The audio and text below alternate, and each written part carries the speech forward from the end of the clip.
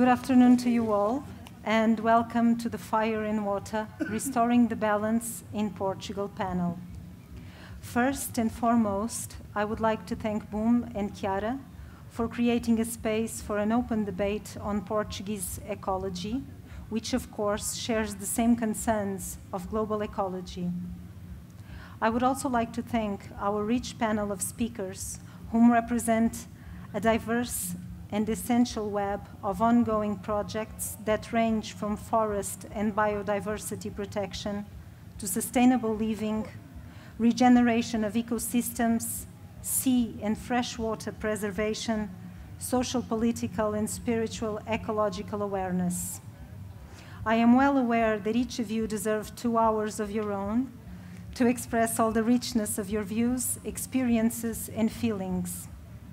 Although our time is limited, may this conversation be enlightening as to bring awareness of who is doing what, where, and how you may get involved, informed, and act. Last year alone, 500,000 acres of Portuguese woodland have been devastated by extreme fires affecting local populations, fauna and flora ecosystems, as well as freshwater resources. Native forests burned, aside with extensive eucalyptus and pine monocultures for paper manufacturing. At the same time, our seacoast, one of the very few virgin coastlines in Europe, is threatened by major fracking and petrol corporations. May the sensitive and nourishing receptivity of water and the urgent and passionate action triggered by fire guide us as we globally think together about what to do, how to restore and preserve life. I would like to ask our speakers to now present themselves. And I would like to invite our public to take as many notes as you like so that you can follow their projects after the panel. Good afternoon. My name is Fernanda, and I came from Pedrógão Grande, and everybody knows this name now. And I'm representing the Associação Raiz Permanente. I'm sorry, I'm always nervous when I speak about those days and about the fire, so I could choose a lot of beautiful words to say here, but it's not me. Okay, so I'm sorry because I'm nervous, because I feel this. And that's how this association burn everything in opposite of the fire. Because 3 days after the fire, we start getting together and thinking, we need to do something. This is wrong. And 2 days after the fire extinguished, we thought we need to get together. We need everybody, not just who lives there, who lost the family, children, parents. So those people, they are not ready to do something. They are in panic, maybe. When the fire, a small fire starts now and start the noise, everybody is in panic. So this is urgent. We need to do something. And we get together. And everybody is really, really with a lot of hurry to put some trees on soil. Forget that. We have a lot of work to do before this. We need to regenerate the soil, and we need to store water, because that's going to be our next big problem, the water. So what we get in 1 year? We start a seed museum, but a live seed, because we are recovering all the seeds from our area, who didn't lost them, of course, and we are putting on soil again and giving. It's a present for the association. We give not just for the people that belongs to association. We want to help everybody. And that's why it's really important to share with all of these that are working with us, trying a better planet, a better world, and most of all, a better Portugal, because now we need something, we need help, and it's time to do it. Thank you. Good evening. My name's Laura. I'm from the Awaken Forest Project. The project is based in the Serra do Açor mountains, not so far from Pedroga Grande, and in October our forests also burnt. The Awaken Forest Project is it's a multi-dimensional project because what we're facing now is a multi-dimensional crisis. This isn't just a matter of the physical, even though it's the physical that moves us, that we see. I so agree with Fernanda, it's not just about getting the trees in the ground. And that is a part of the forest project, so we're focused on starting small reforestation on our land and adjoining land, and looking at reviving old crafts, old ways of being with the forest, like coppicing, and also working with the land in the newer ways, so-called newer ways, like permaculture.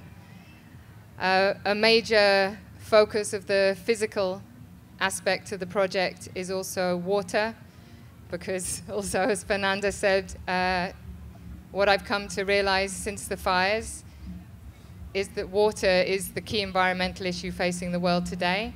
And it's not just in the places where it's very obviously lacking, but it's everywhere. The interruption of local water cycles, because the water cannot be absorbed in soils that have monocultures, or soils that are covered in tarmac, or soils that are so dead they repel water. So we need to focus on soils and revegetation in order to repair our local water cycles. And the best news is this has to be done on a community level. This is in our hands. This isn't in the hands of the government. So there's so much more I can say about that, but I just want to mention the other parts of the project. I'm also coming from a place of deep reverence and love for Mother Earth and all her beings, and the recognition that all beings, all aspects of nature are sentient and have the wisdom inherent in them to guide us in this. And I think it's imperative, essential, that we ask for that wisdom, that we don't impose, the workings of our fantastic minds upon the land. We need to ask the land, what does the land want? What does the earth want? What does the water want? So we can become instruments for that inherent earth wisdom. And the final aspect of the project is also we need to bring to the forefront of all our actions, all our activities, the truth of non-separation. The crises all over the world, whatever they are, economic, social, environmental, the fundamental root is that human beings, most human beings in the industrialized world, are laboring under the illusion of separation, that we're separate from each other, that we're separate from the earth, even we divide within ourselves. So you could call this the deepest spiritual foundation of the Awaken Forest Project, is to look at this in our own lives, in our daily lives. How do we transform our perception in order to live the truth of unity? What does that look like? What does it look like, not for those people out there, how do we change them, but how do we change ourselves? How do we live the truth of unity in all our actions? Mm-hmm. Thank you.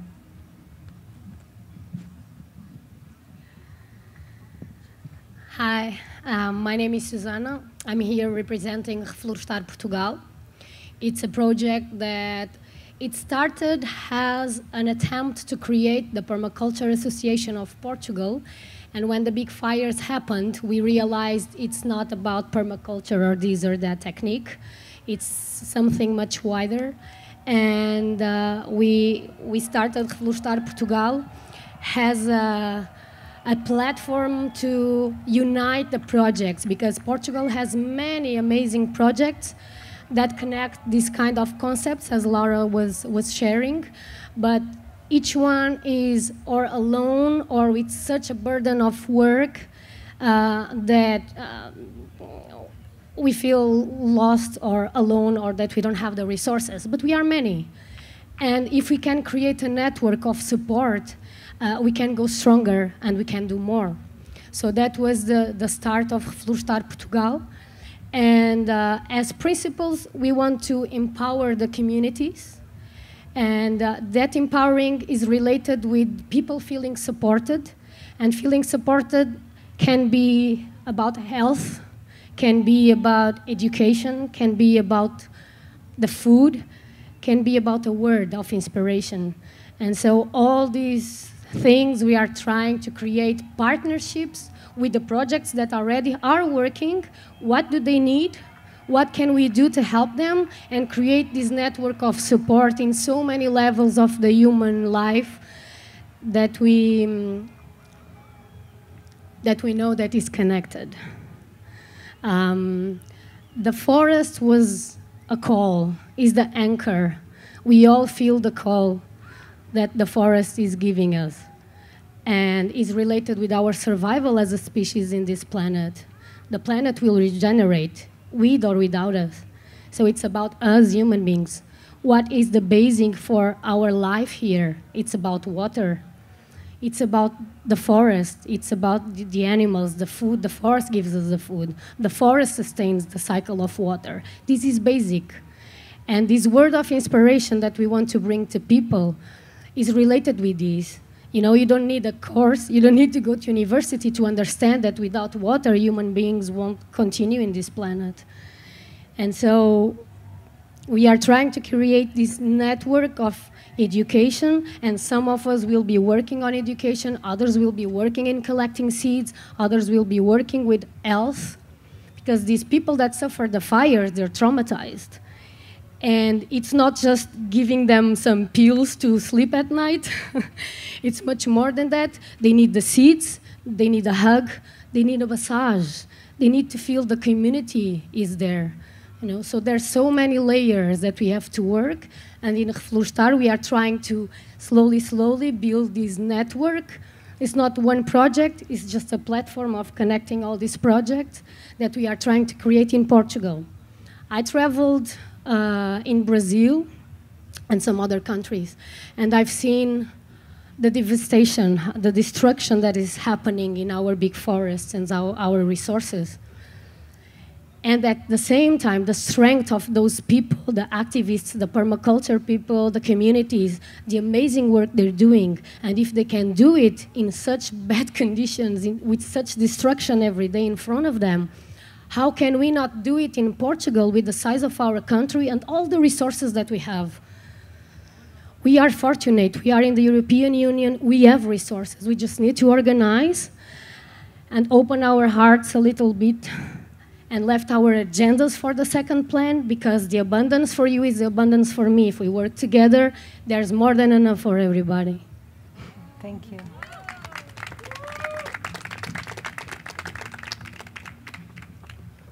Hello guys, I'm José. I'm from Reflorestar Portugal, as Susana. I'm telling you a bit about the practical work we've been doing and what's our vision to concretize the dream of seeing our forests reborn again. So what we're trying to do is educate people, trying to spread the message of how forests work and what are the benefits of a healthy ecosystem and the importance of soil, this really thin layer that makes life on Earth possible, and it can sustain a lot of water if it's well treated. So the first thing we have to tell people as well is not to destroy, because the forest itself is the process to get to its climax and to be a really nice forest without our help. We just need not to destroy. We need to educate people on how to clear the bushes, not to destroy the forest, and leave the process happen and make the forest reborn. Another thing that we like to talk about, it's the problem of monocultures, as you know.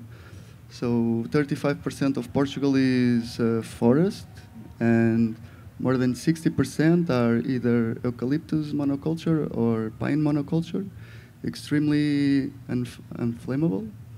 So we need to give up on these production methods. So we also teach people about new techniques like agroforestry and other techniques to restore. And the really important thing we are doing now is telling people how to collect the seeds, how to start their own native plant nurseries, so that everyone can participate in this, because this is a huge task. We need tons of seeds and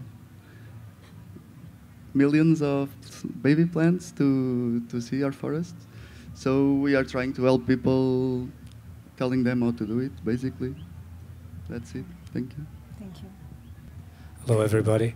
My name is Rui Horta. I'm actually, I'm totally solidary with this, of course, tragedy and how to get out of it with the fires in my country.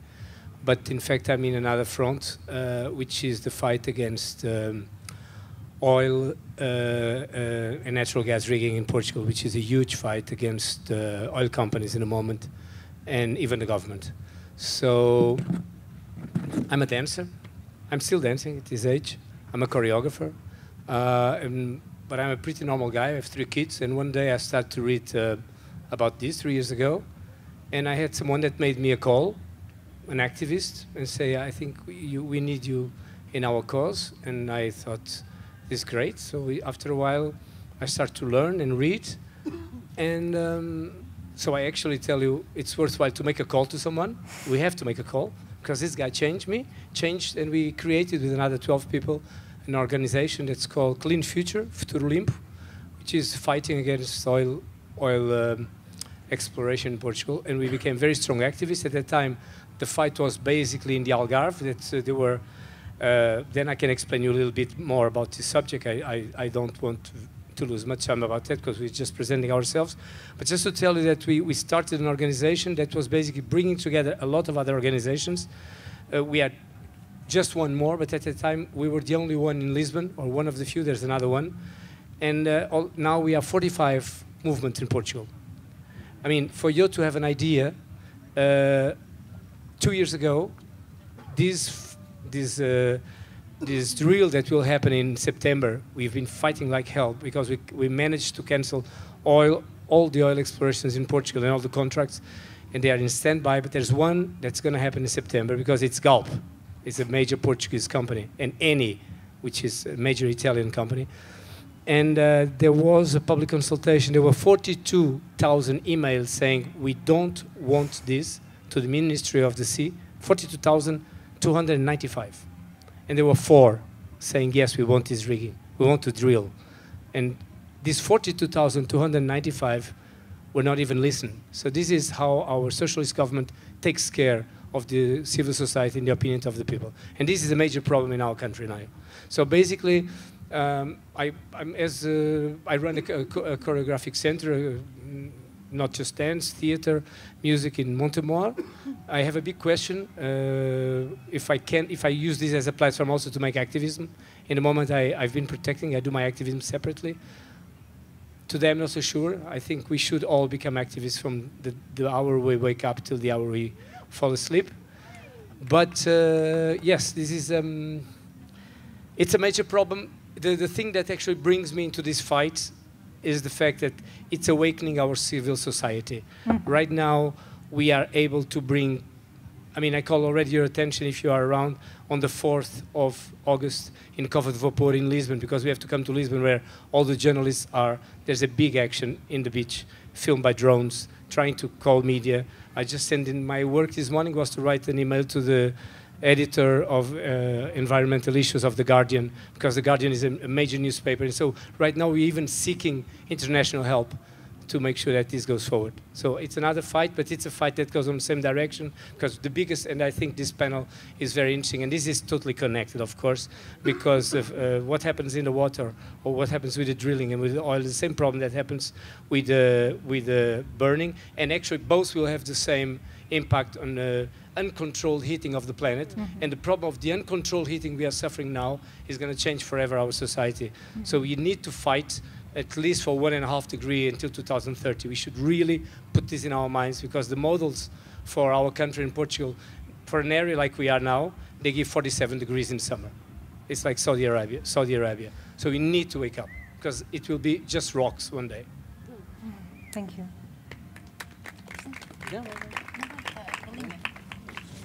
So we're going through retrograde Mercury.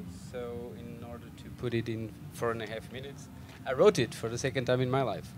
So dear all, I feel proud if you call me Mushmore John, as I'm much more than a mushroom in the social ecosystem. 4 years ago, Mushmore Co-op started bringing mushrooms to the productive side of cultivation. We supported people cultivating organic mushrooms, from home growers to farmers and intensive cultivators. When June 2017 came and brought in famous wildfires to the country, me and the mythical Tito Lopes started connecting on bringing new approaches to the balance between fire and water, bringing us together here and today. Soon, he taught me about what am I bringing to the technical active environment, and that is the knowledge of the underground life, the invisible living network sustaining and supporting this tangible reality we face upon. Later on September last year, Tito told me I should go to this national meeting of an open initiative called Reflorestar Portugal. So I did, bringing me the wish to gather a team for creating experimental fields for converting eucalyptus monocultures into polycultural edible landscapes. There and today, I'm an action mush. I work in the forest with chainsaws, brush cutters, and wood chippers. I develop fungal cultures in a lab and train them to strive on the productive environment they're needed. Along with the team, we contribute to regenerate ecosystems using and reproducing the natural tools we observe in this amazing creative op we call nature. We use organic build-ups and connective strategies where plants, fungi, and animals and other kingdoms are integrated in one big flow. In the meeting I told you about 10 months ago from Reflorestar, I found tens of landowners, but only 2 couples of farmers. I also met tens of agro and permacultures, but only a Spanish compulsive tree planter, a Dutch tree shepherd, 1 tree nurser, José Mateus over there, and these 2 guys from Alentejo managing eroded landscapes with brush cutters, creating mazes for horses to keep themselves the regenerative processes. So not the technicals anymore, the horses were finishing the work. These 2 guys are called Tobias and Bruno, and they are the 2 self-proclaimed eco-warriors of eco-interventions from leaders. Their work had such an impression on me that as I came back home, I bought a professional brush cutter, and a few days after, found my first eucalyptus monoculture client. That first client was the manifestation of my great epiphany in that meeting, that the outcome of the balance between fire and water lies on the action of those holding the gear, the ones avoiding the big cities and physically working in the woods for days after days and digging it. Those that are spiritually fed by the wisdom flow of wild nature, the co-creative, spiritually connected eco-pioneers, they are the ones manifesting the great spirit of creation, like a bird planting a seed on a slow-growth tree inside a protective brush, or a beaver building a dam in a eroded stream shore, or a primate pruning the top branches in a tree to keep the fruit down, and like a human transporting a spore to a fertile audience of a late afternoon talk. So that was why I became a contractor instead of a consultor. A consultor without us is like water boiling till it becomes vapor. The thinker needs the doer to shine, and the doer knows that's fine as long as getting his fair share of the dime. As symbiotic agents of this ecosystem, all sides can and are co-creating cooperative operations which led to the fertile and biodiverse ground of fire resilience and everlasting prosperity.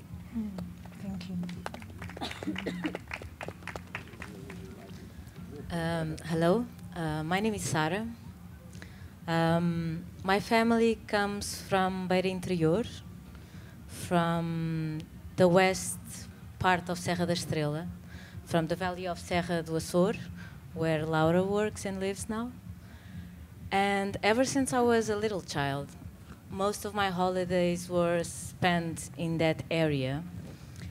And the image I have more clear is every summer, the journeys were made between flames. We would try to go to my grandmother's house, and the car would be crossing little roads, meandering, full of flames on the sides. We would want to go to the river, and ashes would be falling on us like soft rain. So this was back in the 80s and 90s, where eucalyptus growth became really strong in that area in Portugal. And rage against this was, and sadness was growing strong within me, without me as a child finding ways to deal with this in any sort. But now I see that this was actually something very important for my own development and what became then my life, which was basically, although I have an artistic formation, when I was 13, I was in one of these summers full of fires and ashes in the middle of nature in Beira Interior. And I was crying so hard that I just said, I want to give myself to this nature. I don't know what I want to do when I grow up, but whatever I'm going to do, I wish it to find ways to be in service of the preservation of nature itself, either this or in any other place. For the last 10 years, I've been working with GAIA, and it's a grassroots movement, an eco-social activist platform. I've been doing pretty much campaigning, first against NGOs and corporate profit, and also with seed freedom, mainly. GAIA is the organization that actually inspired Boom to get compost toilets here, some more than 10 years ago, which is beautiful as well.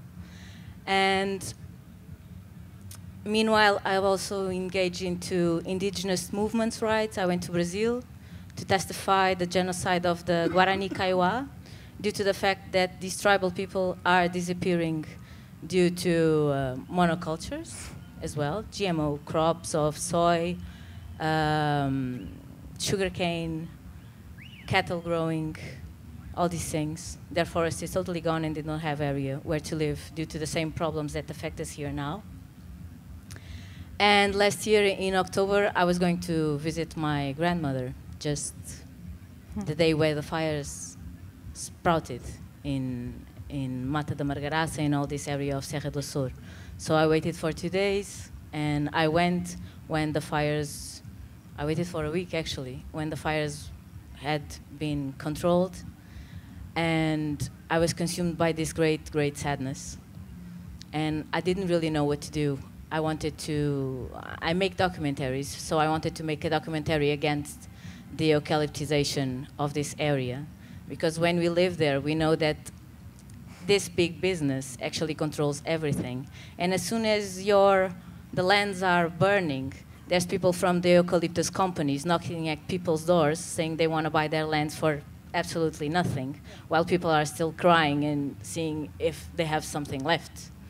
And this is pretty much our reality. Not like in Trás-os-Montes, back in the 80s, when eucalyptization started, people gathered together in their communities and they went and they destroyed everything from the beginning.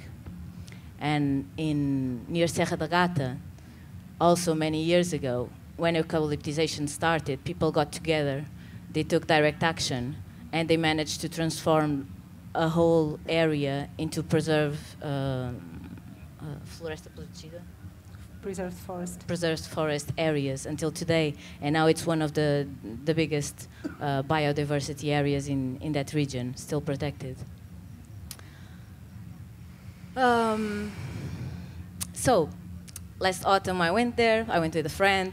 Wanted to make a film against eucalyptus, because it was the first thing that got into my mind, and like, I have to do something. And while we were filming, I was just crying the whole time with this sensation of destruction with a fire, and I just started kind of getting myself into the middle of the footage ritualizing it, because I also work with ritual art. And this project became something else.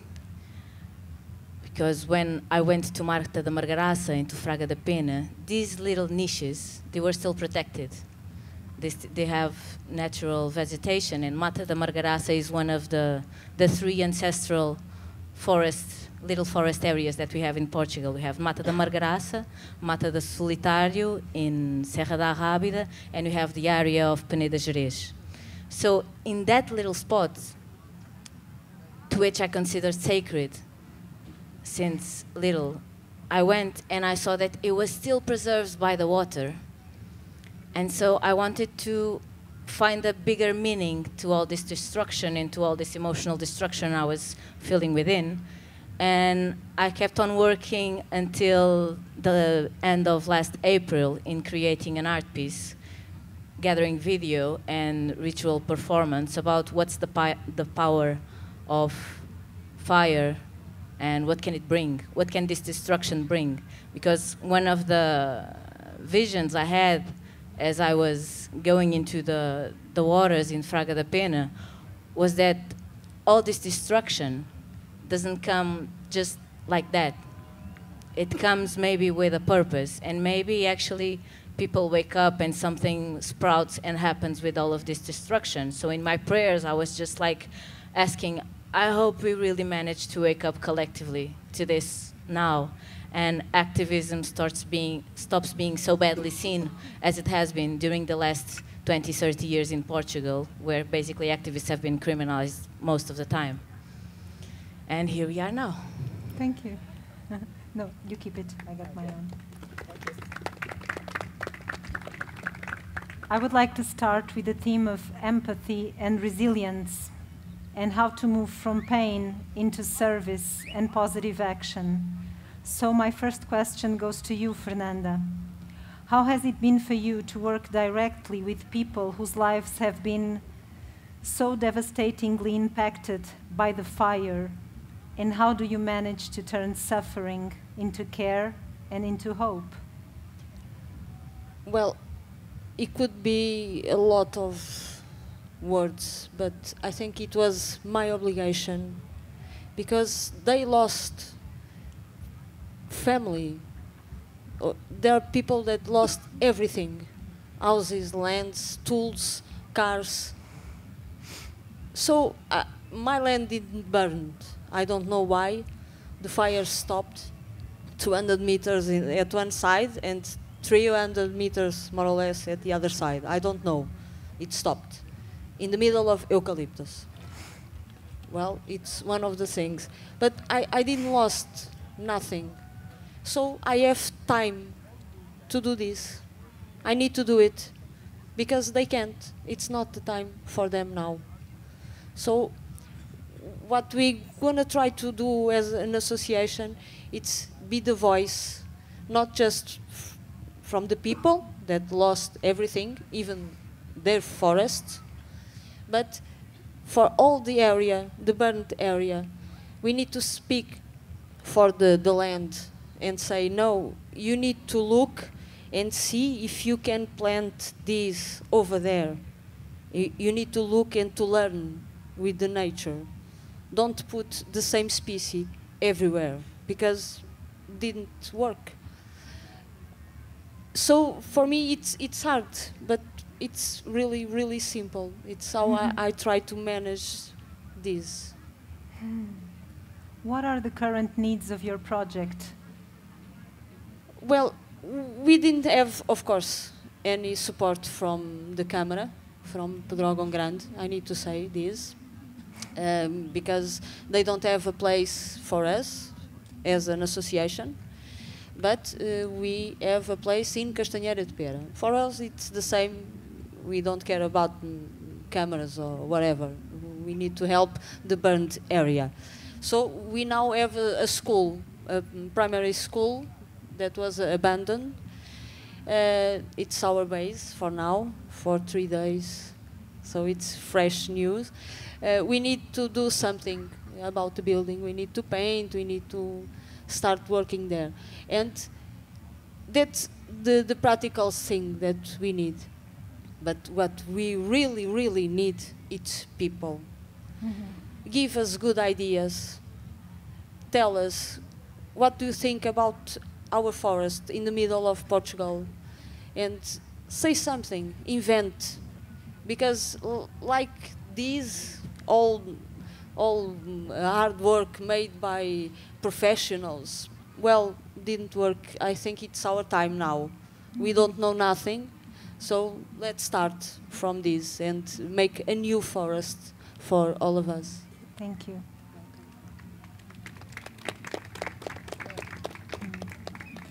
Laura, your homeland was nearly totally burned by the fire. How is it like to wake up every day and look at these ashes and live with this on a daily basis? And also, how do you tune in and listen to the consciousness of the forest, and what does it tell you? Yes, it's been very strong. It's since the fires, there's been a process of grief moving through all of us affected, and I also think those not directly affected. I think it's touched everybody in Portugal. There's something that happens to me, and I was speaking to my brother earlier, and he notices the same thing, and I've spoken to other people. Day to day now, it's something you become a little familiar with, looking out at the burnt land. For the first weeks or months, it was a shock every single morning. Every single morning, you wake up afresh and, oh my God, it really happened. But now what I notice is that when I go from the burnt land to unburnt land, there's something in me that uncoils, that relaxes. Like here in Boomland, there's a tension that isn't there. And it's not something I notice at home from day to day, but I do notice it coil up again as I cross back into the burnt land. So there's a collective and individual grief process that is completely intertwined and not separate, I don't think, from the grief process of the land itself. So I believe that tension will be there as long as it needs to be, as long as the land is processing this event as well.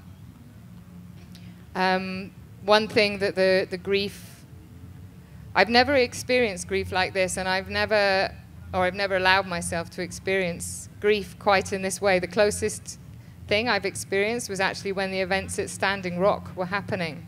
And I was gripped very physically with, heartbreak, grief, despair, pain.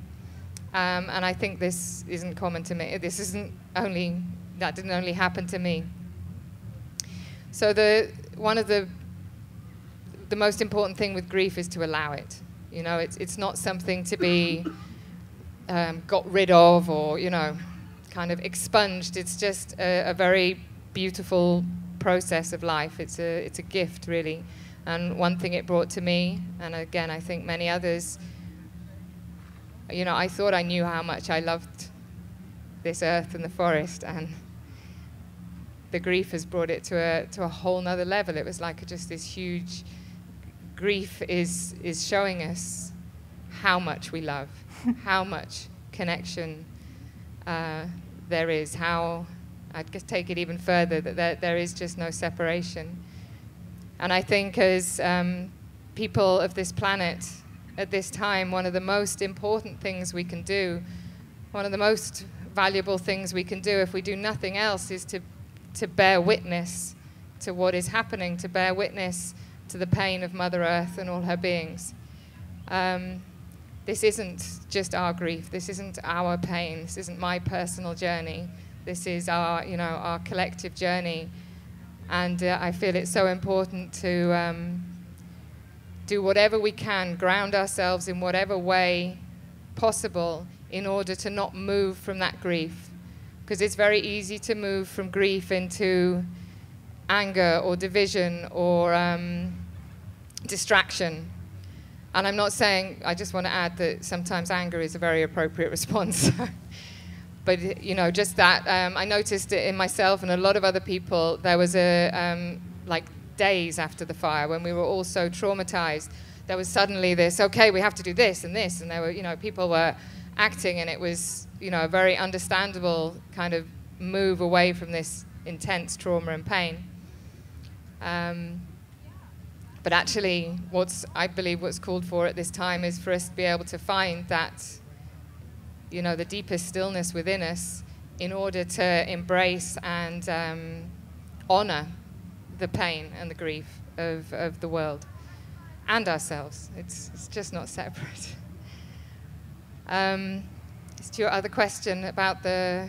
Yes, how do you turn this loss into a means of restoring fertility? So, yeah,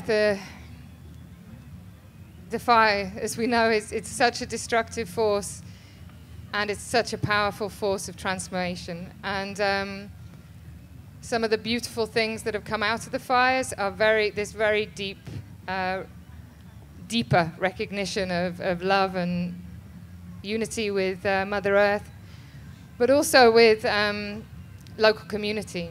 I'm much, much closer to everybody in my local community since the fires, and you know, it's not just the shared trauma, but something burnt away. The false barriers of separation literally just turned to ashes, and any kind of, you know, ideas or quibbles or, you know, she said this, he did that, you know, just became so unimportant that our community is a lot stronger as a result, which is a very beautiful thing. And of course, the fire also, it's, you know, it is a fire of anger and urgency, and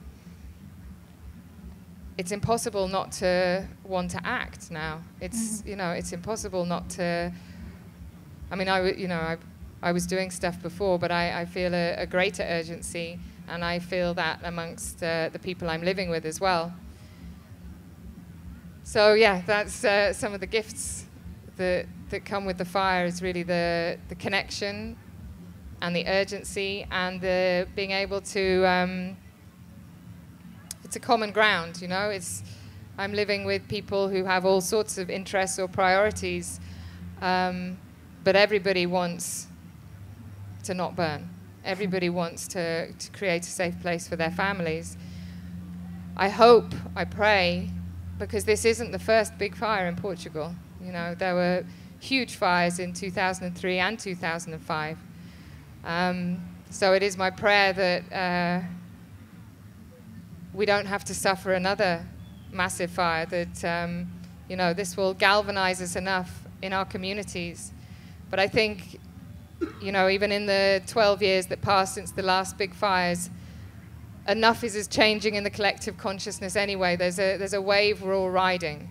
Whether people are, you know, particularly interested or aware, there's something, there's a divine plan that's taking all of us. So the time to act is always now, but I hope that this time we have enough, we have a bigger momentum of awareness for Mother Earth and also for our own safety, that real action will come out of this. Thank you.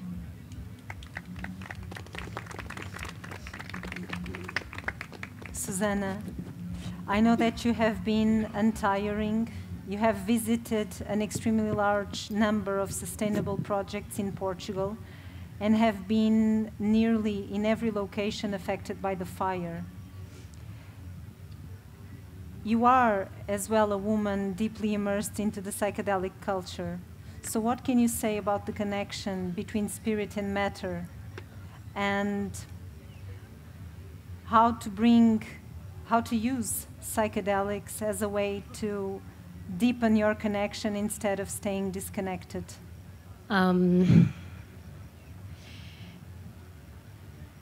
Psychedelics are tools that opens the gates of connection. And through those tools, we more immediately understand how it's all connected. That the forest speaks to us, that these elements, the fire, the water, they're related with our bodies, with the matter. They are vehicles of the matter. But it takes a meditation to understand the same. So for me, psychedelics are just a faster way to understand a broader message. But from seeding a tree and see it growing, it brings the same message. And yes, psychedelics help me to understand how it's all connected and help me to understand directly the messages that plants are speaking to us, that the water is bringing. It helped me. But there's other ways to understand it. And every time I go to a community that is trying to empower people and change the paradigm on education or health or nutrition or whatever, I see the same kind of messages and understanding on a collective level. So thing is, psychedelics are tools, but it's happening in many ways. Throughout the world. As Laura was saying, we are in a momentum where this kind of information is coming to us in many, many ways. And this destruction of our forests and waters and the oceans and all these is just, for me, is just a scream of the planet in a moment that the gates of understanding are open. We have all the tools we need. We just need to be a collective force of changing. We have all the tools that we need. We just need to get together as humans. So that brings me also to the concepts that we have been working with Reflorestar, which is syntropy and entropy. Syntropy, I see it as the life force. Life wants more life. So it's the love. Love is in everything. You know, it's evolution. And these kind of concepts are everywhere in nature. We can observe how the forest regenerates. We can observe how communities communicate when they are in understanding. And if you come from your inner pleasure and in love, you go towards evolution. You go towards life. So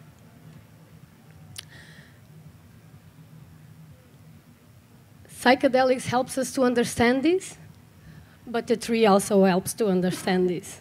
You know, a meditation also helps to understand this.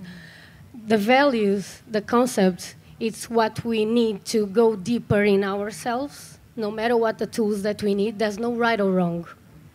Again, it's like using agroforestry, permaculture, or no technique at all, just seed.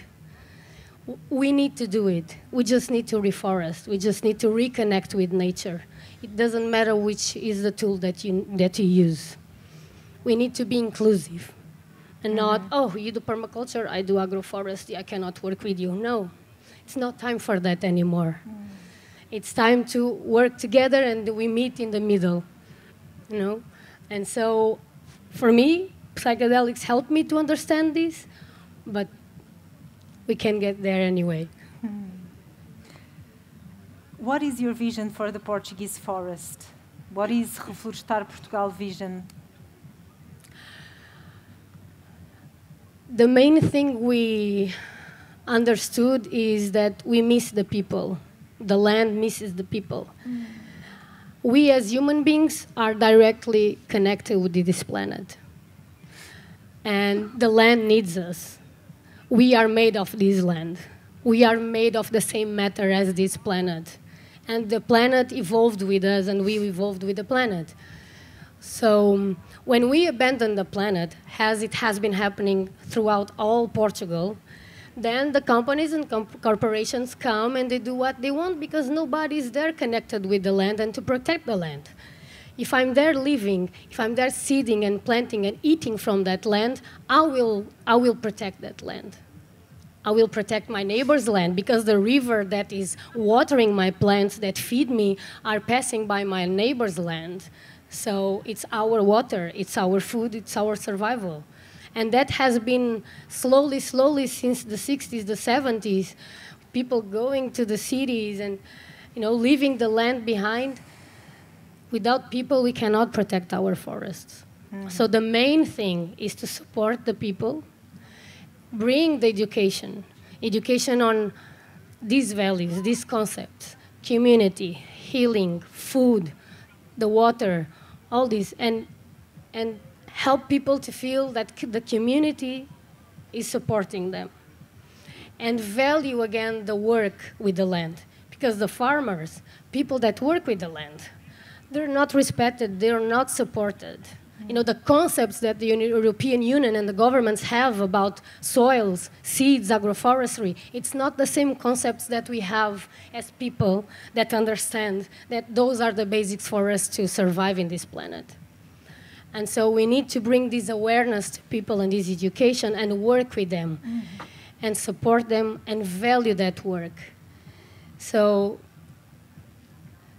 these are the principles that we want to support in Reflorestar from base, education and support with the community, and then at the same time working with the more technical stuff. How can we organize a seed network? How can we organize the clean of the forest? How can we communicate these with people that have the land? Because with the forest, with the fires in the forest, there was a big need of what now? What we do now? Okay, we understand something is wrong. Even the owners of the lands. Okay, I don't want eucalyptus anymore. What can I do? People is lost, but people is looking for answers in general. City halls, landowners, villages, everybody is looking for the solution, but people is lost with so much information and not complete information, And sometimes we are speaking about the same concepts, same words, different concepts. So there's a lot of information that is not accurate enough. And we are trying to have a simple language and the network of different backgrounds where we can give this support and from the communities to the seeds have this kind of work in our forests. So resuming, we need the people in the land. And to have the people in the land, we need the communities. We need food, we need seeds, we need education back, we need health back. And all this has been taken away from our villages and from the countryside. Schools are closing, health system is not there anymore, and this is the main thing. People there will protect the land, and then we can work with the people. Thank you. José, as a biologist, how would you define what a forest is? Because for many people, the forest is the trees, but a forest is so much more than that. Can you open our vision to what a forest truly is? Well, I see forest as a macroorganism with a big complexity of organisms. They do a lot of different functions and they work all together. They kind of cooperate, and a forest needs to be stratified, for example. It needs to have different layers so that it's an healthy forest. It needs to have its dispersers, like the birds and the mammals. They need to disperse the seeds because they are planting for us.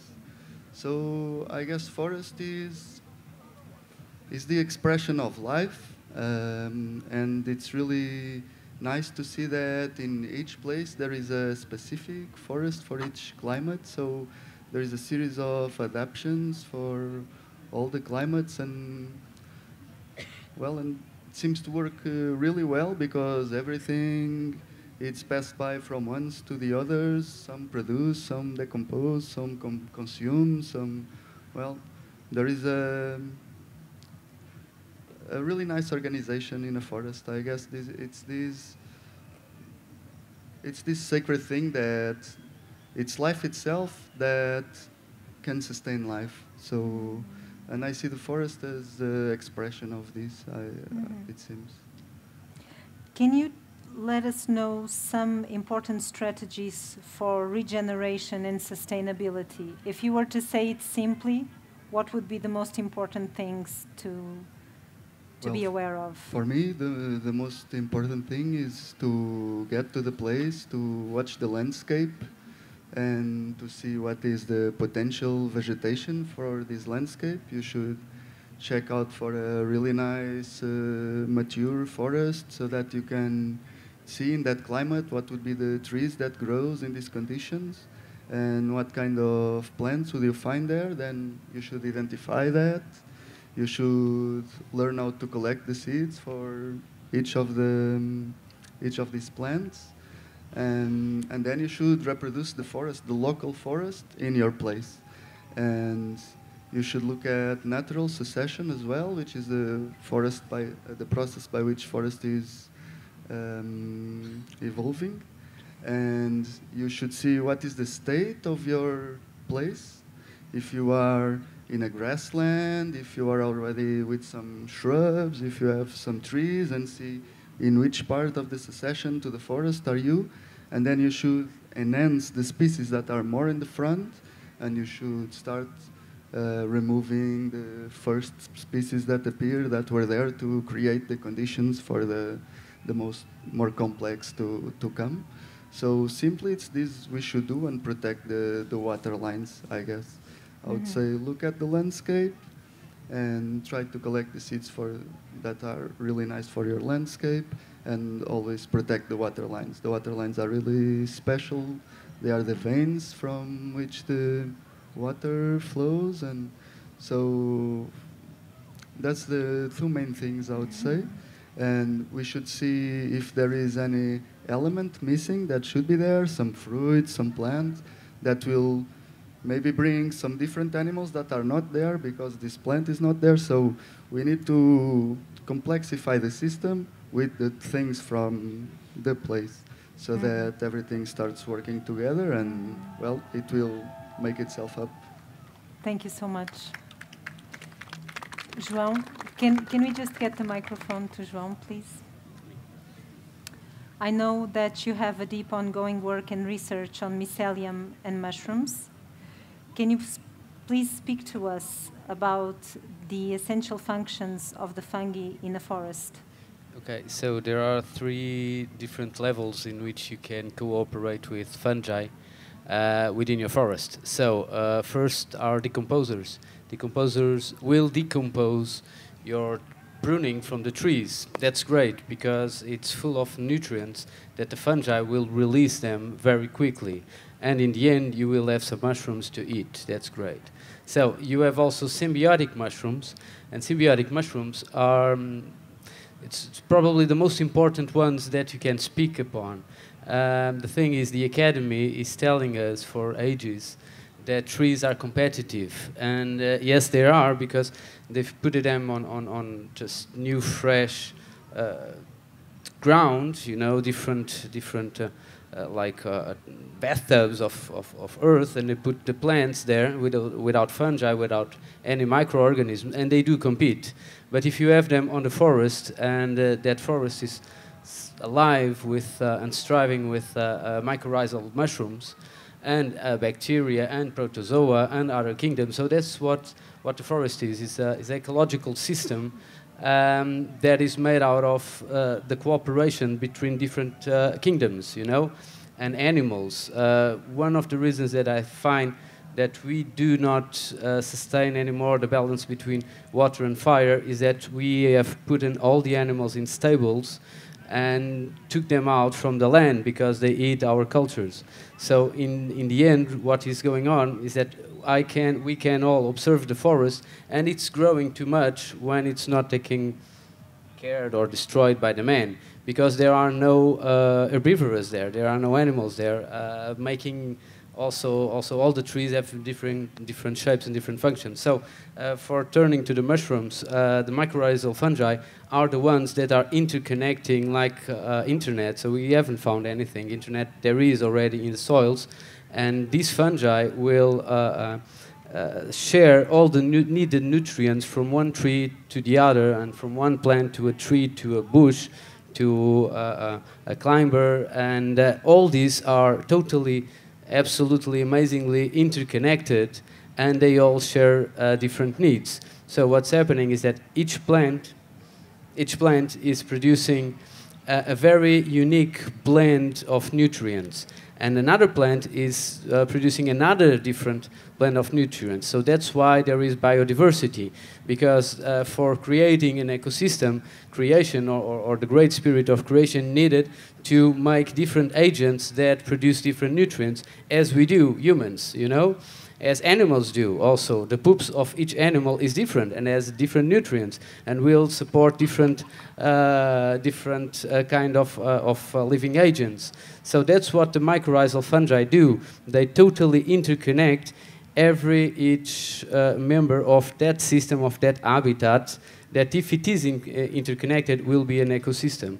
And usually are the old growth trees that hold more different mycorrhizal fungi and bacteria, and they are the ones like Avatar. I don't know who saw the movie, I just saw because told me that's that thing. So the big trees is coming from a theory, a proven theory from Suzanne Slimmert, that brought to science that no, trees are not competitive at all. They need biodiversity. So that's why Ernst Götz is having so much success, because he's planting biodiversity, and each plant will be supporting other plants through this beautiful, amazing network of fungi. And then you have also parasites. And yes, we are using some parasites, parasitical mushrooms, like Fomus fumentarius. It's a great mushroom that you can build even leather, fungi leather out of it. And you can use them with invaders in order to have some kind of, it's not income, it's like a medicinal income. You know, you can contain some invaders with parasites. So decomposers, symbiotics, and parasites. Both are very important in the ecosystem, and you can work with them to get your forest done and working well. Okay, so we could actually say that trees don't compete, they cooperate. No, not at all. Each tree will, or each species does create a unique blend. But if you go from tree to tree, an oak to another oak, it will still produce a different kind of blend of nutrients. It's like us. You produce a different knowledge from everybody, you know? So that's how plants are in the ecosystem. And as they do it by photosynthesis. So they have, on each leaf, it's like a solar panel. We thought it's so amazing. No, just look at a leaf. A leaf, it's a beautiful living solar panel that is growing and dying and decaying and then coming again, and always on maximum production. And inside of each cell, you get a protein called chlorophyll. And chlorophyll will start sucking molecules from the air of nitrogen and carbon and hydrogen and oxygen, and will send them to the root. And then in the root, you have this wonderful machine, unique machine for each plant, producing different kind of nutrients like copper, metals. You know, how cool is that? Vitamins, amino acids, other proteins, sugars, you know. So it's all about the root, and then the root is interconnected through fungi to all the other roots. And so, maybe the oak is saying, can you send me a bit of copper? And then the bush is saying, okay, please get me some sugar, I'm addict on sugar, man. So it's sending also some sugar, you know. And who's interconnecting all this? It's like these workers, you know, always going very fast, spreading all these nutrients among each other. So that's why if you have a fungi, a plant, different, always biodiversity on fungi, biodiversity on plants, on animals, and even some human cooperation, then you don't need to add anything. You just need some basic maintenance, you know. And if you don't want to do the maintenance, get some animals in the right amount during the right time, and they will do the job, a perfect job. Okay. One more question. How would you define in few words the relation between soil and spirit? Well, soil and spirit. Soil and spirit, it's very interesting. Well, Susana was telling about the connection between psychedelics, and yes, you don't need, it is a tool, and you don't need it to achieve wherever your art is asking. But you can also have it with a brush cutter, and you can also have it with a chainsaw. It's very but it's always in the end, you know. And you know what to cut and what not to cut. You know what to plant and not to plant. You cannot ask how, but you just know it. So you just flow and let yourself go, and things will do. If psychedelic might have helped me with it, yes, it might.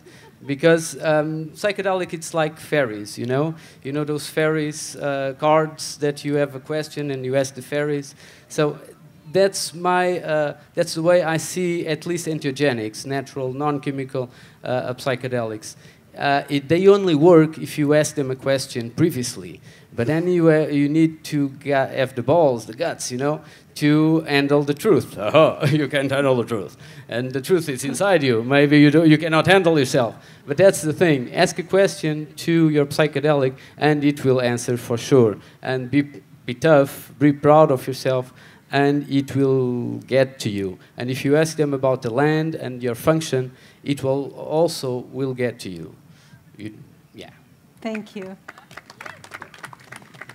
So, Sara, you are an amazing visual artist, filmmaker, activist, and witch. I know that much of your work presents itself through vision, and that you have spent, as you've said, several months working around the theme of fire, loss, power, and life renewal. Can you please speak to us about fire, forest, and spirit? Yes. Thanks.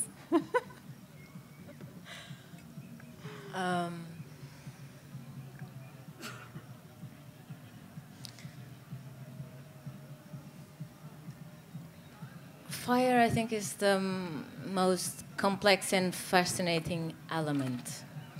It is at the core of the earth we're living. It's its own heart, burning, always.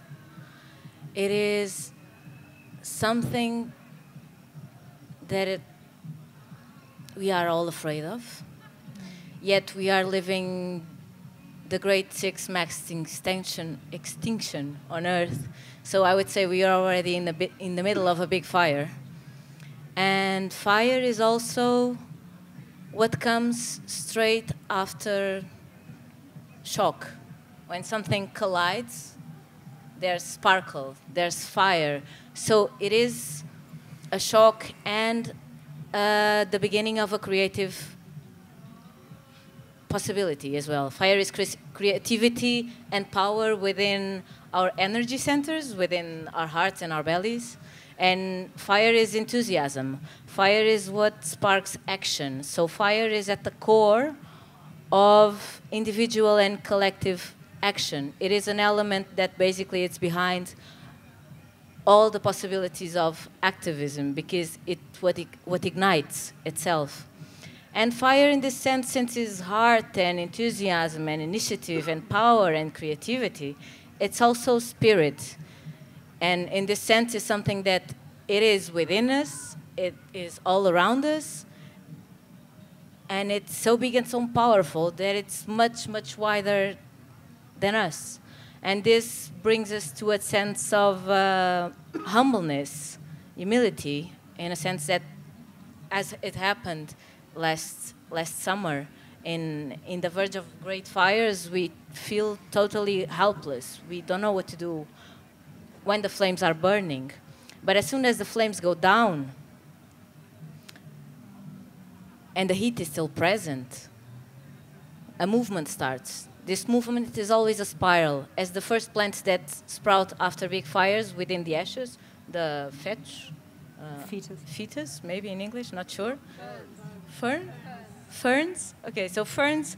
When the land is burned and the forest is burned, you start seeing little spirals coming out of the land, and these little spirals begin the beginning of the first pattern of necessary movement, of balanced movement. And what comes after this movement, elementally, is air, because I mean, air means voice, means expression, whether it's the expression of anger, of pain, of love, if we're talking about the fire from the heart as well, or wind as in what brings seeds of possibility to areas that have been burned. And after this, we need soil, so the seeds can land somewhere and they can do something. So after we have this first enthusiasm and will to do something, we need to express it, find ways of express what is really what we want to express, what's the vision, and then we need to ground. We need to go again down into the ground and get steady for a while so we can create roots and start having a bigger awareness of the possibilities. And then comes the last element necessary for life and for action, which is water, which is once these possibilities, elemental possibilities, have been moving into the spiral of life and action, then we need it to allow to flow. We need to keep the elements moving, and we need to keep the current moving always, so that the little rivers become big rivers and go to the sea, and the cycle continues and continues and continues non-stop. And this happens in forests, this happens in our lives, and this is how I see spirit in nature. Not only fire, but all of these elements together, being fire, the one where you can actually see the greatness of spirit in the first hand, and the one which is harder to honor because it brings so many paradox within our lives and the whole planetary moment that we are living in, but that we have to honor somehow as well. You have been documenting the cashew exploitation in Africa, the Guarani Kaiowá extreme situation in Brazil, and you have also been gathering information about seed freedom worldwide. What would you say is our most urgent common need as humankind? I'd say we have to dismantle corporate power.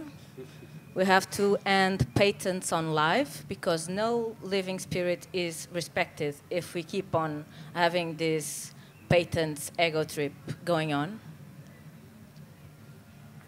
And from this, I guess, we just have to get hands-on. Yeah. Thank you. Whatever is closer. Yeah. Thank you. Thank you.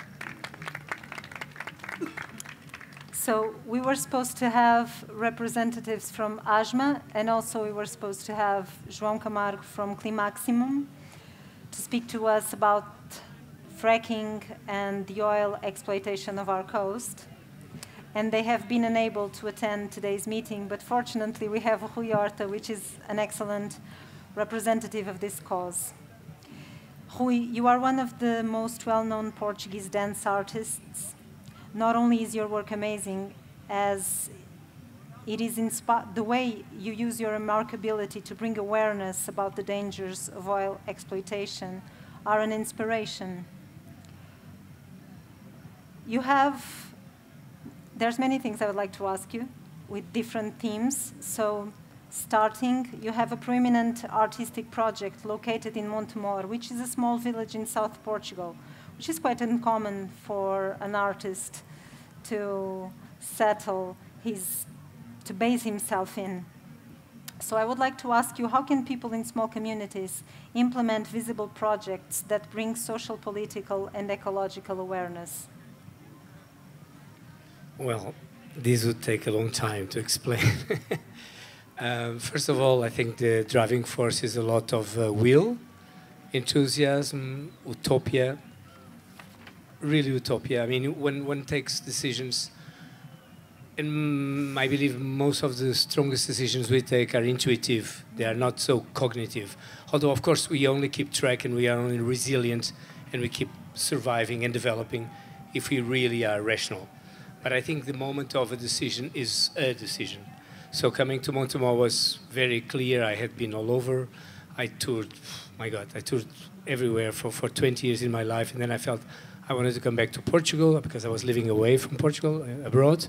And then not in Lisbon, because I wanted to have a different kind of experience. And yes, I settled 18 years ago in this small community. It's the smallest town with the name of town in Portugal. Montemor Novo is a beautiful town in Alentejo. The Alentejo doesn't burn because the very balanced ecosystem is a very poor but rich ecosystem is Montado, where human being is part of the ecosystem. We don't have almost fires in the Alentejo. We have rapid fires or Mediterranean fires, or fires that basically don't go deeper into the ecosystem. So in the spring, it normally things spring back again to life. And yeah, I think it's a lot of devotion. But what I wanted basically to, if you allow me, is I hear all these young people, and I'm very excited to see activism and to see power with younger generations. I'm already older, so I've been a militant all my life. But I find fantastic that there is so much activism. But I would like to say that for me, activism, and bear in mind I'm an artist, so I've been living all my life from having ideas and expressing myself and dancing and creating. So I'm pretty much a spiritual guy. But now when I'm coming to fight, this is about fight. This is about knowing who is your enemy. There's time to fight. There's also time to heal. There's time to harvest. There's time for all kind of activities. Today, our situation, oil, is different from fire. With the fire, it has already happened destruction. It's destruction everywhere. When you drive here, it's destruction everywhere. I've been touring a lot inland this year. Actually, every time I come to a place, Castelo Branco in Viseu, my heart is broken. I can feel that. But we need to be angry also. We need to, and that anger has to turn into activism. I mean, no major achievement of our civilization, especially in the last century and a half, was achieved without with some kind of tension, rebellion, revolution, activism, social disobedience, from the number of hours you work, from children not working, from women liberation, from all kind of this, all this what made us live in a different society today. And I believe that today is a time for us in this special situation with the oil exploration in Portugal. Is important to act before the destruction, while you are acting after, on a healing process. We have to act very fast. That there is no drilling. That we don't become how you say, that we don't become an oil power. We don't want to become an oil power. We don't want to become. And I think we have to know when you fight your enemy. It's the main thing. And I think in the moment it's clear. It's corporate power and politics. It's basically, I mean, if the forests burn, it's because there were 50 years of wrong politics of forests, 70 years of wrong politics, pressured by strong corporate needs from that need all this wood, for instance, either first with the pine trees for building furniture, for instance, in the north of Portugal, but then later with eucalyptus for the cellulose and the paper industry. So somehow we need to know where to put our goal in a moment. And our goal in a moment, and our action, is not let this drill happen in front of one of the most pristine locations in our country, which is the Algesur coast in the Alentejo, which is an amazing piece of land of our country. We should be proud of it. And yes, we have the longest stretch of wild coast in the south of Europe. We have, and listen to this, all kids should know this when they come to school. Portugal, a small country like Portugal, has the longest stretch of wild coast of all the southern Europe coast. And I mean, this has to be protected because it doesn't belong to Portugal. It belongs to the whole world, to all Europeans, to all our friends from Spain that love to come here now, from everybody that comes from Europe to Portugal and recognizes this incredible legacy.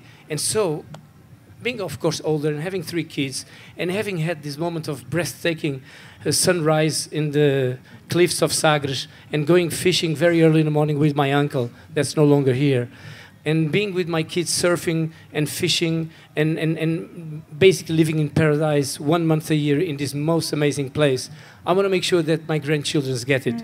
And so my fight in the moment is a beautifully inspired. I'm a very calm guy. I mean, I really love to create. I don't like to destruct. But in this moment, we have to go. We have to go. So make the phone call. People have to make the phone call. And actually, one of my main questions, and I asked you when you were asking me what's the question, probably I'm jumping already ahead, is how can I get these people that are partying out there? And I love to party. I love to party. How do I get all these people that are partying? And you guys are here, 30,000 people celebrating life, joy, completely. Most of you are aware of the importance of our planet, of this. Of course, you call it sacred. I mean, of course, today we call sacred what probably we cannot understand. And our Mother Nature is probably the closest one can get to what does not understand, to transcendent. Transcendence is amazing. So if we want to defend this, we have to get action. We have to get in front of the parliament. We cannot be 50 guys, 1,000 guys. We have to be 100,000. The day we are 100,000, the politicians will be afraid they will stop. And this is the main thing, is coming to activism, real activism. And I'm asking myself the question, how do we get this power of all this incredible amount of young people that are so aware today, but have to be strong in the forefront of the combat? Because it's a combat. And there's a time in life to combat, to fight things.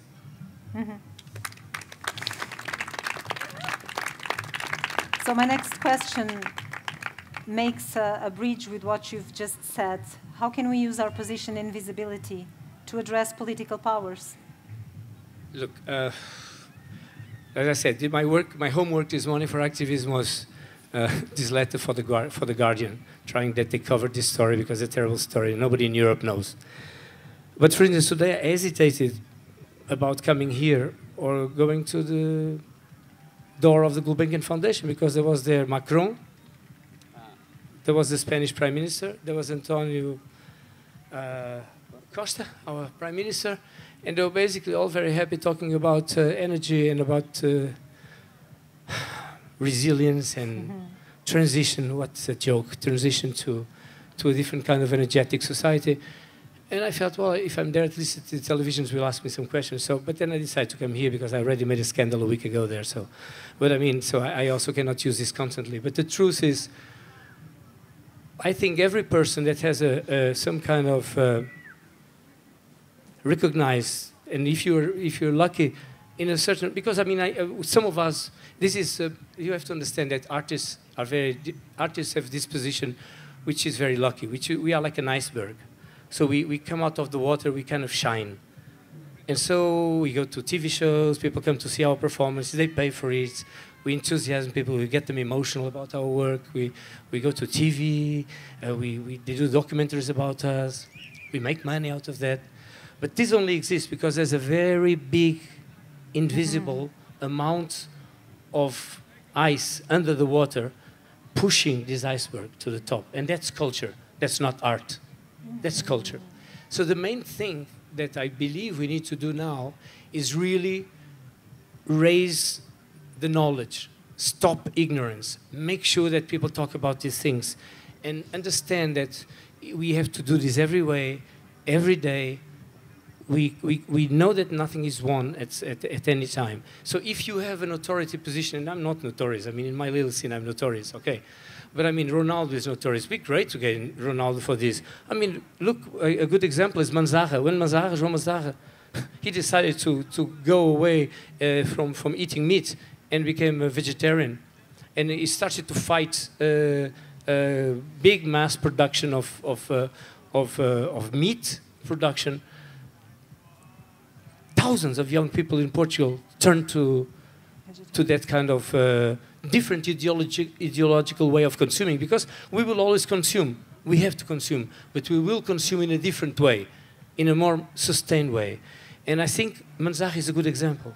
Is a guy that uses his power to push forward the right thing. So we have that obligation. Those of us that are on the iceberg, that can be seen because the rest of the work is like you all. It's community's work. It's roll up your sleeves, go there and do it. Totally invisible every day of your life. Mm-hmm. What is it that we should know about the potential oil drilling that goes unnoticed? Okay, a little bit of just telling you what happened in the last years. Yes, there is oil around in Portugal. All our coast is already given to foreign corporations, most of them. It's already given like pieces of land. The state sold already most of our coastline, almost our coastline, and a big part of the coast inside land. For instance, we will have a big fight in the next couple of months because they want to drill between Alcobaça and Batalha, an Australian company, Australis. They want to make a oil, yes, a well there. But we have it everywhere. So we managed on the last couple of years. The problem of this is very simple. This is based on contracts done in 1995, where in a moment nobody talked about climate change. And the Portuguese state wanted basically to stretch the red carpet, so oil companies come and drill. So basically we thought that if we have oil, we are rich, we solve our problems. Actually, we do all very strongly believe today that there is discovery of oil in Portugal. Portugal has been like a terrible country, a very like... You can keep it. Portugal will be the worst that could happen to Portugal. It will be even poorer. Because it's like in Africa, it would be like in the third world. The richer would be richer, the poor would be poor. So thank God, we hope there would be no oil, but there is oil. And with the price of the barrel coming to this level now, and the peak of the oil coming down already, so this oil becomes valid economically. And so there is oil and there is gas. And there was a big fight of the civil society, and bear in mind this, all the municipalities, câmaras municipais, all the municipalities of the Algarve, all the municipalities of the Sudoeste Alentejano, until even Sines, all, they voted against oil exploration. And they passed in their assemblies, which is the most democratic body of these municipalities, general assemblies, they passed this bill, and everybody was against oil rigging. Nevertheless, the state does not listen to any of these municipalities. And so this is the problem. And that's why we need very much to raise conscious and work on the civil society. One of the reasons I also work on this cause is because I really, as a Portuguese, I'm very aware that we have a long way to go. Developing our civil society has been asleep because we had basically from the time of the Middle Ages, the way the foundation of the state, you know, the way this land was built was always with the king and always with the church. So we had a civil society that failed constantly through our history, completely asleep. And so a main thing for any societies to change is to gain conscience. So actually activism is a very important thing in Portugal on the next years. And of course, 10 years ago would be easier. Today is difficult. In 5 years it will be impossible. But now, this is the time it has to be impossible. Not in 5 years. We need to block all these things. So there's not much to think about. It's really get your ass together and fight and do something about it every day. Talk to people. Use the social networks. Send, you know, I can tell you very simply, just follow us. Clean Future, Futuro Limpo I write the post. But follow Climaximo. It's a fantastic body that works and a movement that fights oil exploration. Pulp, P-A-L-P, is a South Asthma that should be Laurinda here today. Pulp is fantastic, does an amazing work. We work on the political level, on the activism level, on the juridical level. We have 3 actions in court in the moment. I mean, it's a huge amount of work. We all work hours a day. When you come home tired, we keep on working on this. We have, most of us, our telephones already wiretapped and all that, so it's part of the game. And this is a long way to go, but of course we are very worried because we have a drilling that could start now on the 15th of September. So we are actually the next month and a half, we are extremely worried, of course. My other question is what will happen after the drill? Well, that we'll see. How can people get more involved? You've given us some thoughts. You can get more involved. You can get more involved by clicking in the internet into all these Facebook and all these movements that are into this. You just find them everywhere. By coming to our demonstrations, I mean, honestly, I'm a bit jealous always because one of my daughters organizes these incredible events, these incredible parties, these incredible actions, and then a lot of young people they gather to play and to dance and to celebrate life. And she can have sometimes 2,000-3,000 people in a gathering. And for us to get 2,000 people in front of the National Assembly, it's 2 months of work. I mean, on the day of my premiere, I was in Germany doing my last premiere, and on the Saturday after my premiere was on a Friday, and I spent my week of my premiere, I sent 600 personal emails, and I saw maybe there 20, 30 people from these 600 people. So, I mean, the fight is huge. The awareness is not enough. We need to come together, and there are moments we need to go to the street too, because politicians basically they are afraid when people get together. I mean, and honestly, if we, instead of being 2,000 people in front of the National Assembly on the 14th of April, 2,000 people, if we would have been 50,000, there would be no drill. Mm-hmm. It's simple. If we would be 50,000 like the teachers were now, the school teachers were on the last week, if we would be this amount, if we could get this sort of activism, our problems would be solved. And this is a very important thing, because the global warming is what creates today this discontrolled heating of the planet. This is the consumption, is the burning of fossil fuel, is the biggest cause of the heating of the planet. And that's what makes us have these incredible temperatures that make these uncontrollable fires, besides the fact that forest is totally wrong, totally unorganized, totally in the hands of corporations, absolutely intensive, monoculture, all the things we know they are wrong. They basically, to do things right, what we need to do in the next 20 years is do everything opposite what we've done until now. Basically opposite. If we do in everything, in a lot of things, also in education, in everything, we just should do different. And we will get it, or we come closer to do it. What are the alternatives to oil in our country? We got wind and sea tides and sun. Fantastic. What would you say about this? What this country? I mean, obviously we have to do a transition to another society in terms of energy, of course. And that's why our association we are not called Stop the Oil. We're called Clean Future. Mm-hmm. We have a positive name. We want to build a clean future, but clean from corruption, clean from a lot of things, but clean from uncontrolled fires, clean. It's all on the same direction. It's all connected. It's all the same. It's the good and the bad. It's all connected. And so, I mean, first thing you have to take the position of the good. That's already. In everything you do well. And you do opposite, normally you are in the good. I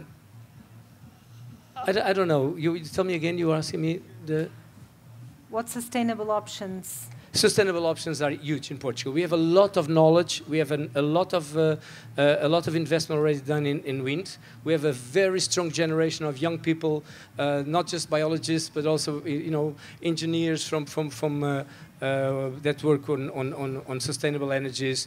We have engineers do ambiente, fantastic people today. We have knowledge. We have possibility. We have even economical power to do it. It's in the wrong hands. It's in hands of one or two big conglomerates.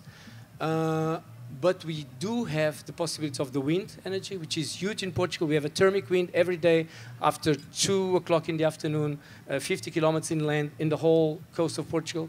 We have a sustainable wind. On the winter, we have a lot of wind generated from the fronts that come into Portugal from the weather systems. We have one of the countries in Europe with more hours of sun. We have a huge amount of possibility of exploring the sun energy.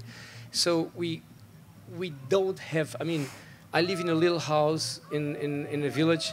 I have 2 wells in my house. I heat my house with biomassa, with olive oil, caroço, kernel.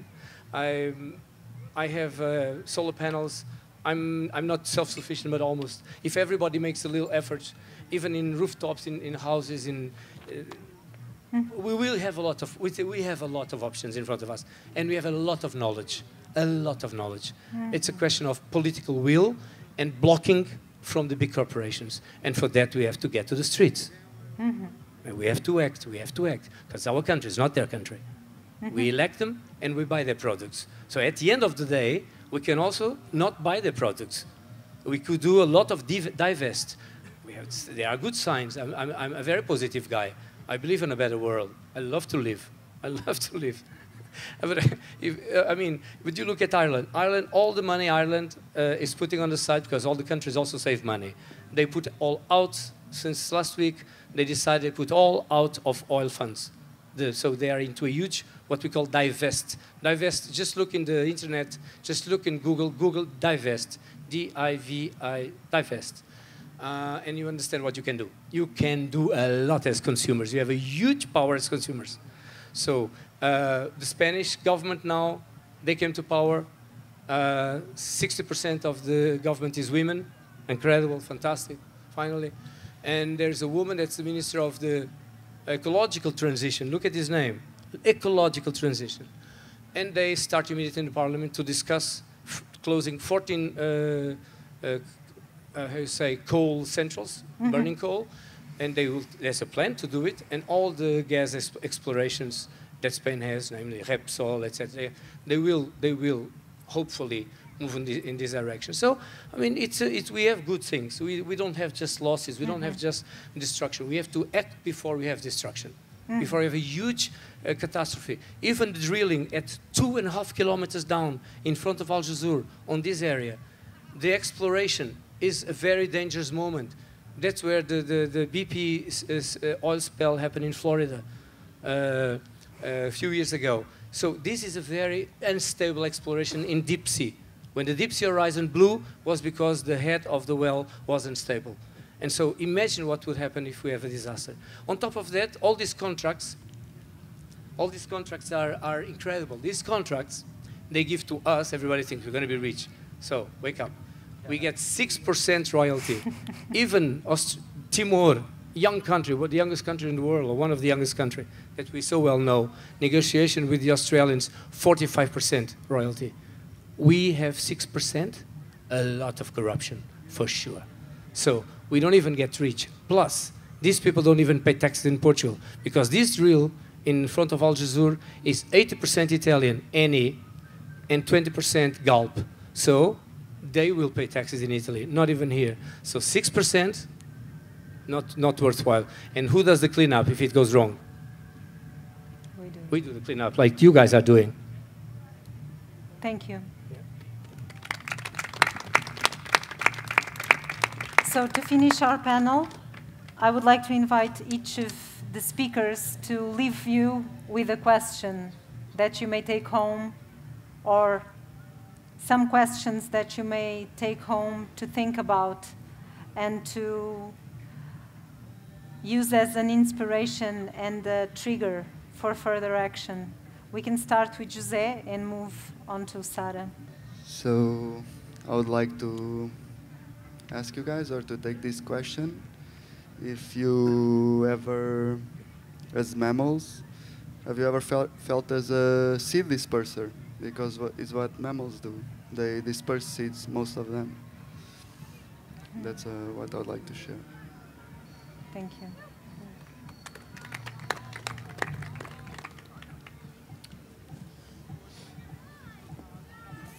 For me, the big question that I always have present is, how can we as a collective actually collaborate with each other? What do we need to work as a network? Thank you. There's a couple of things, actually, I'd like to leave you with, if I may. One is just to come back to the question of water, because it's something that it's another gift of the fires that I've gone into very deeply this year. And there's research coming out that, and not to contradict what Rui brought, but that water and water vapor in the atmosphere could be as big a driver of climate change, if not bigger, than the burning of fossil fuels. So that's not to say that we shouldn't address the fossil fuels, because that is also a very necessary part. But as I mentioned before, I won't go into the science, but we've broken our local water cycles. But if we fix our local water cycles, we can have a massive effect on the hydrological cycle, global hydrological cycle, and potentially start mitigating climate change. And I just get very excited about this because, again, this is something that can be done and has to be done at a community level. So we're talking about water retention strategies in the landscape, talking about revegetation, everything we've been talking about with the forest. But I just urge you, like I say, I won't go into it now, but I just really urge you to, if you're interested, to Google it. There's a fantastic organization called Rain for Climate, and they have a couple of free webinars. This stuff just got me very inspired and excited because we have to organize, we have to take to the streets, and we have to, you know, work on our land. We really, there's a lot we can do, and collaborate together. And the question I want to leave you with is the question that drives me, actually, and has done for a long time. And it's this: we need to fight. We need to take action. We need to say no. We really need to say no. And we need to say yes, you know, to the things that we want to see. And my question is all, and this isn't a question that has an answer. This is a question that actually can only be answered in the moment. But how can I do this? How can I take action? How can I say no without dividing, without separating, without bringing the separation consciousness into the world that has already created the crises? Thank you.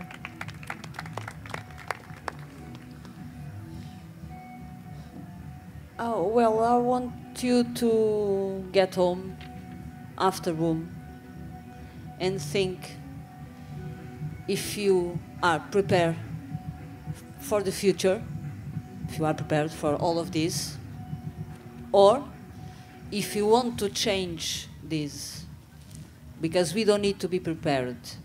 We need to do something now. Just think if you are prepared for that.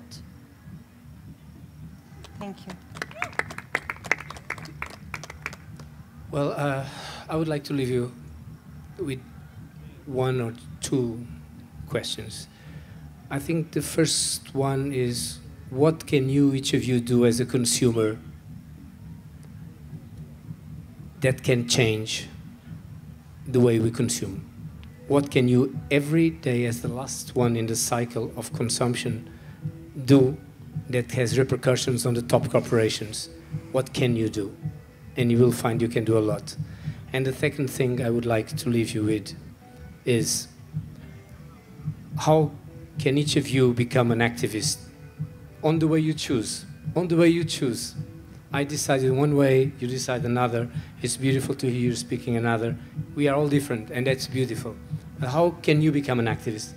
From getting knowledge, from spreading knowledge to each other, from creating bonds, and from coming together to fight for what you believe. So how can you become also an activist? So these two maybe could be two thoughts. Thank you. So the vision that I would like you to meditate about, or to think in a more active way, because I do have an active proposal for you guys. I've already told, maybe not Susana, but some people of Reflorestar. I've told that to Fernanda, and I've been telling that to a lot of associations. It's 40, and some associations on the petrol, 60 associations on the planting, and all these associations do not have a thing that all the corporations have. That is a confederation, you know? So the thing is, I see the guy from the meat coming to television saying that cannot be, we need that grant and stuff, and I see the guy from the milk industry, and I see the guy from the petrol industry, and I say, but I don't see us guys going tough and pushing the authorities, for instance, to find all the eucalyptus that stayed after this bloody law that told us to chop down the eucalyptus on the margins of the roads. It's full of it in the country. And there is not a confederation of all these associations making the police to work, saying, okay, we got a photo, so do your work, it's here, go there. Or going to the petrol station saying, okay, we got a court judge, you just cannot go there. And unfortunately there's the João from the only party that would be here, unfortunately is not here, because we do need a lot. I did add 2 very fast experience in parties, and it's full of agendas, so none agenda is going through, you know, so we do need a confederation saying to all the parties that we must be attended, we must go to these meetings, and these are the proposals, and this proposal has not left or has not right, it has agroecology. And we as professional landowners, workers, business people, if we do the same social work as them, we will have another power. It's called lobby. And nobody is lobbying for agroecology in Portugal. So my question is, if you are from one of these associations, please connect me, and I will try to connect all these people, because we do need one voice saying, bugging all the time until they're just so tired that they will listen to us. Okay? It's that. Thank you.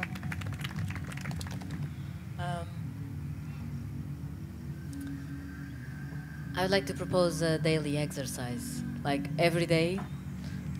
Every day observe one of the things of your life, everything you do, everything you give fire into, and observe it in a way of analyzing it is as if, does it honor life on earth? And then find a way to change it, because if you have fire inside to do whatever stuff you are doing in your life, you don't really need to be afraid, because you will have fire inside to change it and to do something in a way that can better serve life on this planet and for everyone. Just, you know, fire destroys, but fire heals and fire creates. There's nothing to be afraid of. Thank you. I would just like to underline that you can find information about all of these projects online easily, and get involved actively. Also mention once again that the 4th we will be at Cova do Vapor with a very important action against oil drilling. And Reflorestar Portugal has an action, a filming action called The Last Summer, in which they are filming videos, and you can talk to Catarina. Can you just stand up, if you don't mind? And she will let you know what to do about this. So thank you so much to our speakers for the enriching contributions that they brought us. And thank all of you for being here listening, despite the party going on outside. Thank you for taking the time to hear and reflect upon these matters. The time is now, the action is urgent, because life as we know it is under threat as never before. Get involved, spread the word, take action. Enjoy the rest of your boom.